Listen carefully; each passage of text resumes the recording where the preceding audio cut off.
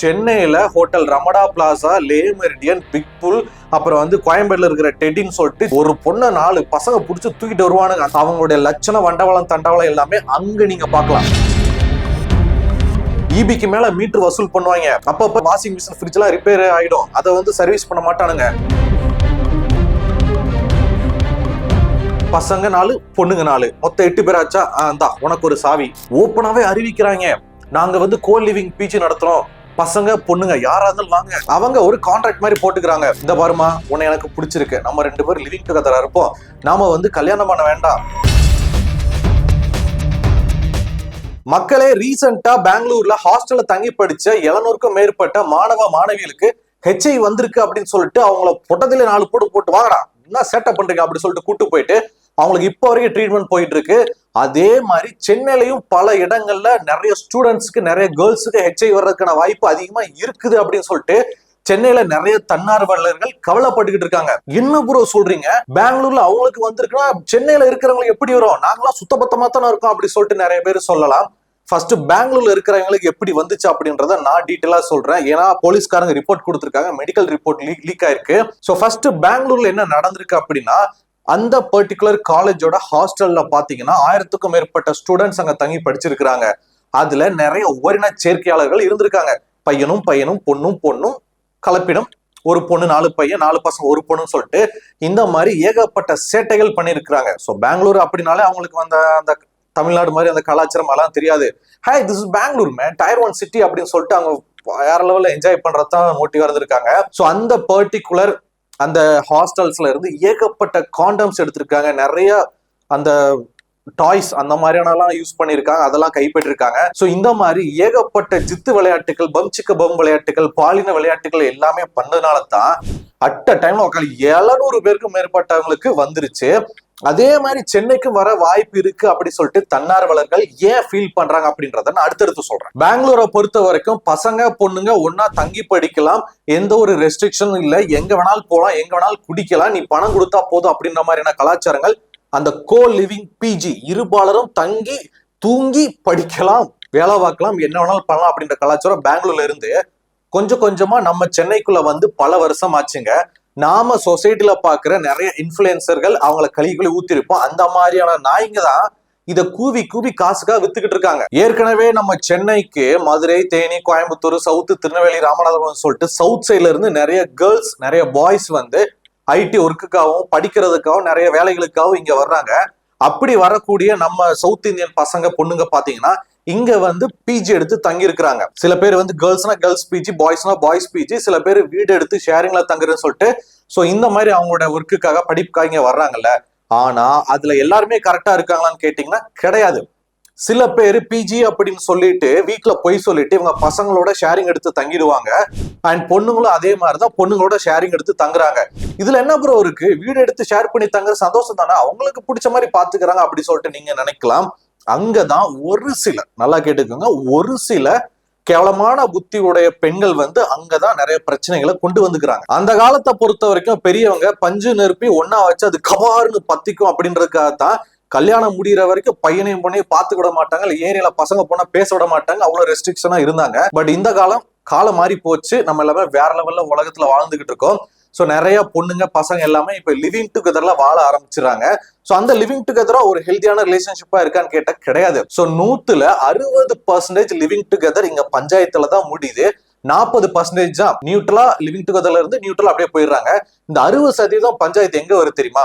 So நல்லா கேட்டுக்கோங்க, சவுத்துல இருந்து வரக்கூடிய பொண்ணுங்களும் பசங்களும் சரி, இங்க இருக்கிறவங்களும் சரி, அந்த பசங்க பொண்ணுங்க ரூம் எடுத்து தங்கி அவங்க ஒரு கான்ட்ராக்ட் மாதிரி போட்டுக்கிறாங்க. இந்த பாருமா, உன்னை எனக்கு பிடிச்சிருக்கு, நம்ம 2 பேரும் லிவிங் டுகெதரா இருப்போம், நாம வந்து கல்யாணம் பண்ண வேண்டாம், நம்ம வந்து லவ் பண்ண வேண்டாம், அப்ப நம்ம வந்து ஜாலியா இருந்துக்கலாம், ஒரே வீட்டுல இருப்போம், ஒரே வீட்டுல சாப்பிடுவோம், ஒன்னா தூங்குவோம், ஒன்னா எல்லாமே பண்ணுவோம், அனைத்துகளையும் அனுபவிப்போம், ஆனா கல்யாணம் மட்டும் வேணாம் அப்படின்ற மாதிரியான கான்ட்ராக்ட்ல தான் இப்பவும் சென்னையில பல இடங்கள்ல சவுத்துல இருந்து படிக்க வந்த பொண்ணுங்களாகட்டும், இல்ல நார்த்ல இருந்து படிக்க வேலைக்கு வந்த பொண்ணுங்களாகட்டும், ஒரு சில பசங்க கூட டைப் பண்ணிக்கிட்டு அந்த பசங்க கூட தனியா வீடு எடுத்து லிவிங் டுகெதர்ல இருக்கிறாங்க. இதுக்கப்புறம் பிரச்சனை எங்க ஆரம்பிக்குது அப்படின்னா, அந்த லிவிங் டுகெதர்ல இருக்கிற பையனுக்கு அந்த பொண்ணை பிடிச்சு போயிடலாம், இல்ல அந்த பொண்ணுக்கு இந்த பையனை பிடிச்சு போயிடலாம். சோ வந்து லிவிங் டுகெதரை தாண்டி கல்யாணம்னு ஒண்ணு ஸ்டார்ட் பண்ணுவாங்க.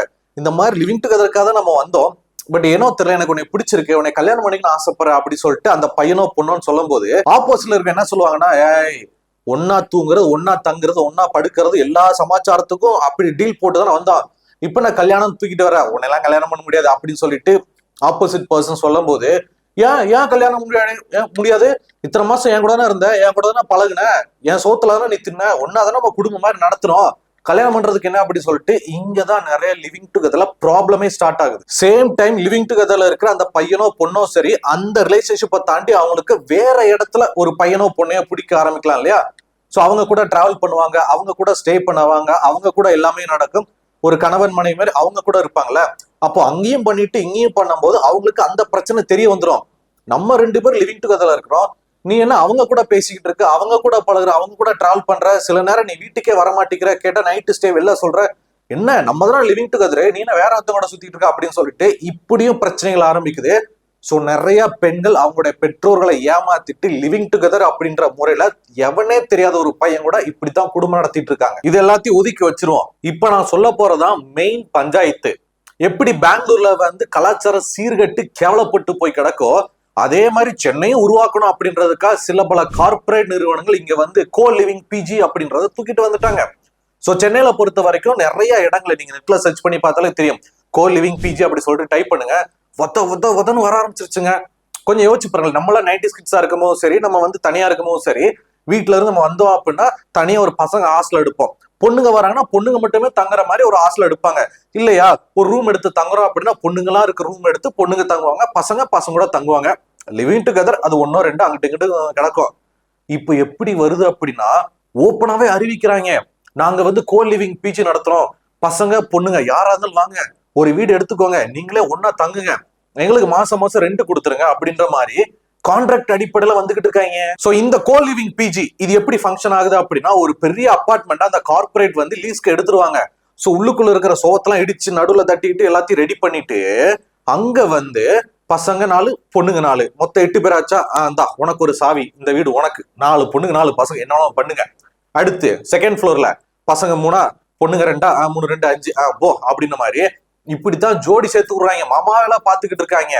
சோ இந்த ஒரு லைஃப் நல்லா இருக்கே, என்ஜாய் பண்ணுவோமே, co-living dude this Chennai dude அப்படி சொல்லிட்டு அப்படியே மாசா என்ஜாய் பண்ணணும், எக்ஸ்ப்ளோர் பண்ணணும்னு நினைக்கிற கேர்ள்ஸ் அண்ட் பாய்ஸ் இந்த கோ லிவிங் பிஜிக்கு நிறைய பேர் வர ஆரம்பிச்சிட்டாங்க. இதுல என்ன ஒரு சிறப்புன்னு சொல்ல முடியாது, என்ன ஒரு கேவலம் அப்படின்னா, இங்க செக்யூரிட்டி கிடையாது. எந்த டைம் வேணாலும் வரலாம், எந்த டைம் வேணாலும் போகலாம். உங்களுக்குன்னு கொடுக்கப்பட்ட அந்த வீடு மாதிரி இருக்கிற அந்த இதுக்குள்ள நீங்க தண்ணியை போடலாம், ஸ்மோக் பண்ணலாம், 4 வழி வலிக்கலாம், என்ன வேணாலும் பண்ணலாம், யாரும் எதுவும் கேட்க மாட்டாங்க. எங்களுக்கு தேவை நீங்க கரெக்டா ரெண்ட் கொடுத்துருங்க, மாசம் மாசம் கொடுத்துருங்க, அது மட்டும் போதுன்ற அடிப்படையில உள்ளுக்குள்ளேயே நிறைய கேமிங்கு, நிறைய விளையாடுறது, சாப்பிடுறது எல்லாமே வச்சு அப்படியே குடும்பம் நடத்த சந்தோஷமா இருங்க அப்படின்ற மாதிரி மாமாவில பாத்துக்கிட்டு இருக்காங்க.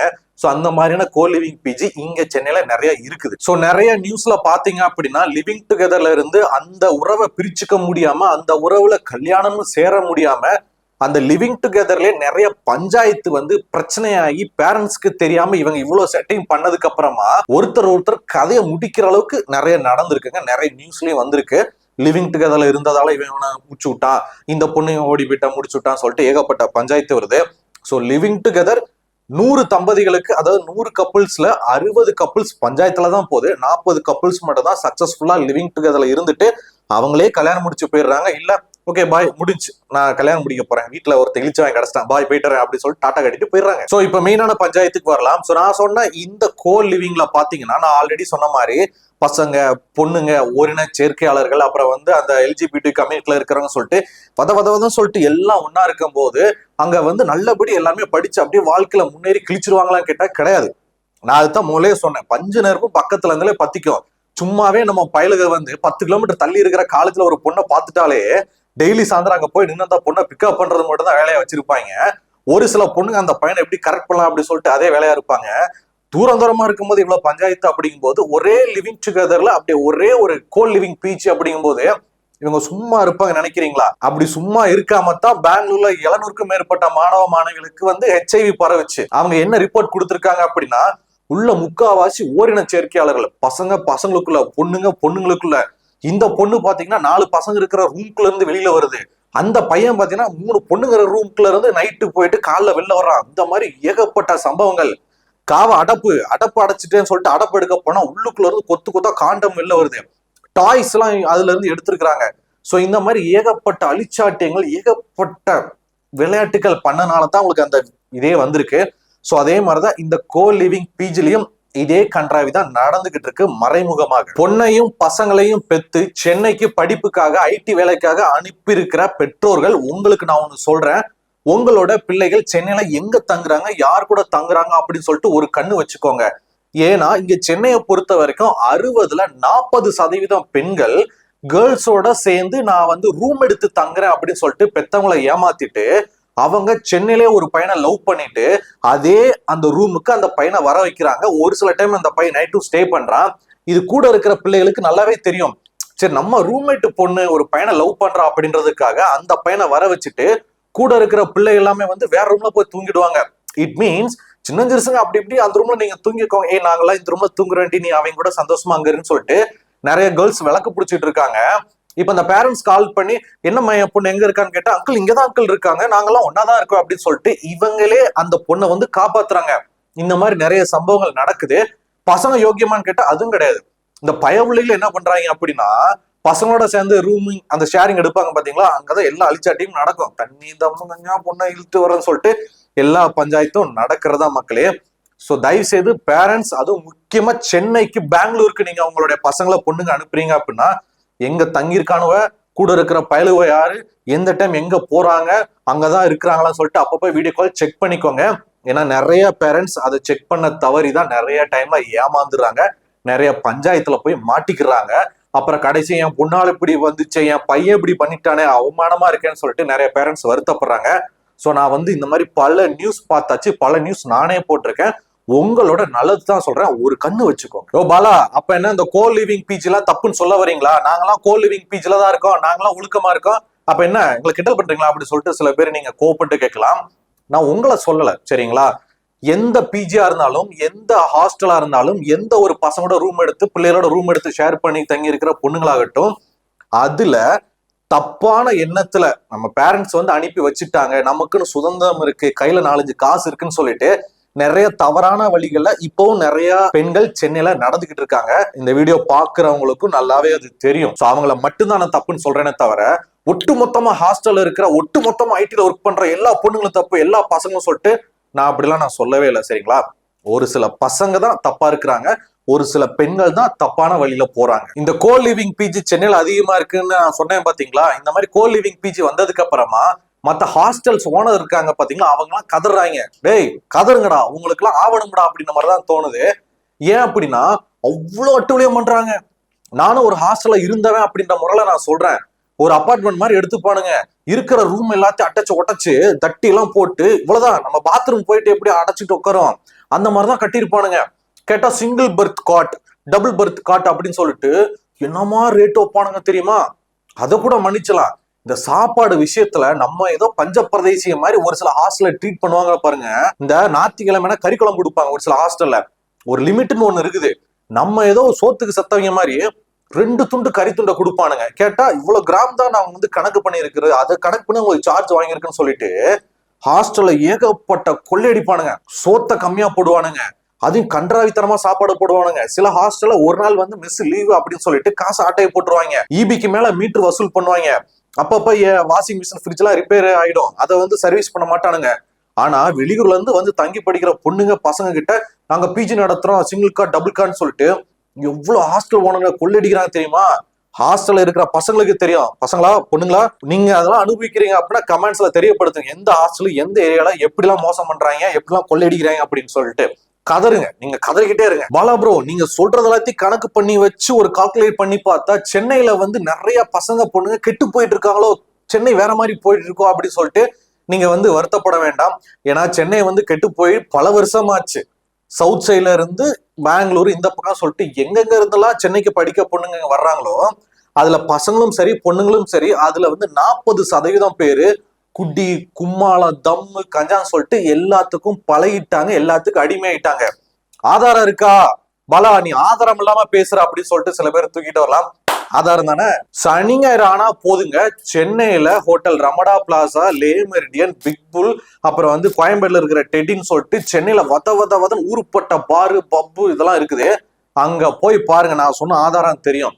அந்த சனி ஞாயிறு ஈவினிங்ல பாத்தீங்கன்னு வச்சுக்கலாம், எல்லாம் சவுத்துல இருந்து வந்ததுங்க, வெளியூர்ல இருந்து வந்து இங்க வந்து தங்கி படிக்க வந்த பிள்ளைங்க பசங்க எல்லாம் அங்கதான் போவாங்க. அதுவும் பொண்ணுங்க அரைங்குறமா ட்ரெஸ்ஸை போட்டுக்கிட்டு அப்படியே உள்ளுக்குள்ள பப்புல டிச்சுக்கிட்டு அப்படியே டான்ஸ் ஆடிக்கிட்டு அப்படியே தம்ம போட்டுட்டு அப்படியே சரக்கு வேச்சியஸ் அப்படி சொல்லிட்டு நல்லா என்ஜாய் பண்ணிட்டு கரெக்டா அந்த பப்பு பார்லாம் க்ளோஸ் பண்ணுவாங்க பாத்தீங்கன்னா 11:30 12:30 அந்த டைம்ல நான் நியூஸ் கலெக்ட் பண்றதுக்காக நான் நிறைய டிராவல் பண்ணிருக்கேன். அப்ப என் கனால நானே பார்த்திருக்கேன். அப்படி ஒரு பொண்ணை 4 பசங்க புடிச்சு தூக்கிட்டு வருவானுங்க. அந்த பொண்ணு மச்சான் மச்சான் உனக்கு ஓவர் ஆயிடுச்சு சும்மா வாடி அப்படின்னு சொல்லிட்டு ஒரு பொண்ணை 4 பேர் கேப்ல புக் பண்ணி கூட்டிட்டு போவானுங்க. நிறைய கேர்ள்ஸோட வருவாங்க, பசங்க பொண்ணுங்களோட வருவாங்க. ஸோ இந்த மாதிரி சென்னையில ஏகப்பட்ட ஹோட்டல், ஏகப்பட்ட பப்பு, ஏகப்பட்ட பார்ல தான் சவுத்துல இருந்து இங்க படிக்க வந்த வேலைக்காக வந்த பசங்க பொண்ணுங்க அதுல கெட்டு போனன்றதுக்காகவே வந்திருப்பாங்க பாத்தீங்களா. அவங்களுடைய லட்சணம் வண்டவளம் தண்டவளம் எல்லாமே அங்க நீங்க பார்க்கலாம். இன்னொரு முக்கியமான விஷயத்த சொல்லிக்கிறேன். ரொம்ப நல்ல குடும்பத்துல இருந்து வந்த ஒரு சில பெண்கள் அவங்களே இங்க சென்னையில குடிக்க அடிமையா இருக்காங்க அப்படின்னா அதுக்கு காரணம் ஒரு பையனா மட்டும்தான் இருப்பான்.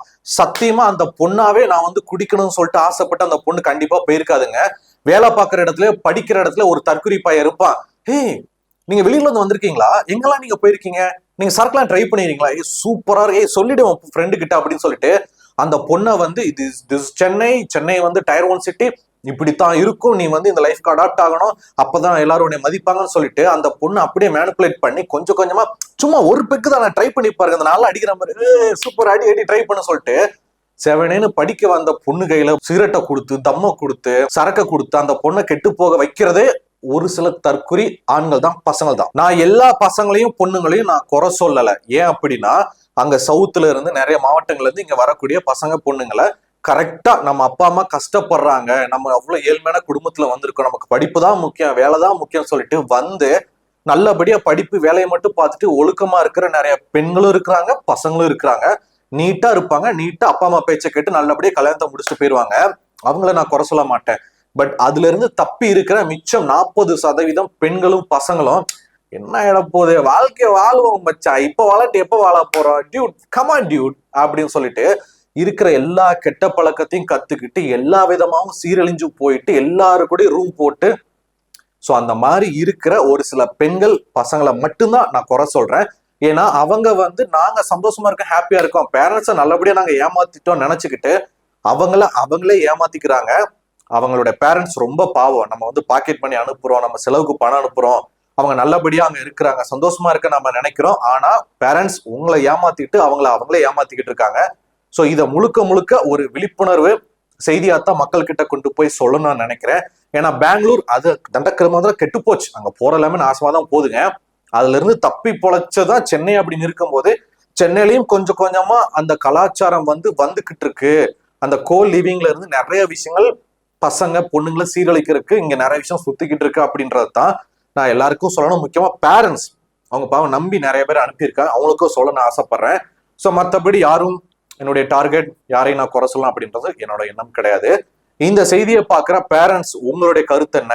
கேர்ள்ஸ் அண்ட் பாய்ஸ் நீங்க எல்லாமே பார்த்துட்டு தான் இருக்கிறீங்க, நீங்க என்ன சொல்ல விரும்புறீங்க அப்படின்றது எல்லாத்தையுமே பாலாவக என் கூட சேர்ந்து கீழே கமெண்ட்ல தெரியப்படுத்து.